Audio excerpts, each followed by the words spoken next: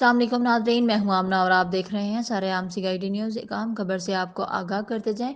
Pasrur NA 74 سے PTI کے ticket holder Chaudhry Ghulam Abbas کے بیٹے احسن عباس کا اپنے دیگر ساتھیوں کے ہمراہ نادرا دفتر چونڈا میں زبردستی گھس کر نادرا دفتر چونڈا کے انچارج عابد پر وحشیانہ تشدد تھپڑوں کی بارش کر دی۔ سرعام CID نیوز نے واقعے کی CCTV فوٹیج حاصل کر لی۔ فوٹیج میں واضح طور پر دیکھا جا سکتا ہے کہ چودھری غلام عباس کا بیٹا احسن عباس کس طرح انچارج پر تھپڑوں کی بارش کر رہا ہے۔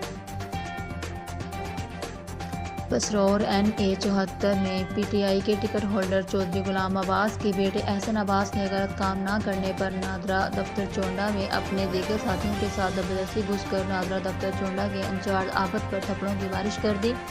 سرعام CID نیوز چینل کو واقعے کی CCTV فوٹیج وصول۔ CCTV فوٹیج میں واضح طور پر دیکھا جا سکتا ہے کہ چودھری غلام عباس کا بیٹا احسن عباس کس طرح دفتر کے اندر انچارج عابد پر تھپڑوں کی بارش کر رہا ہے۔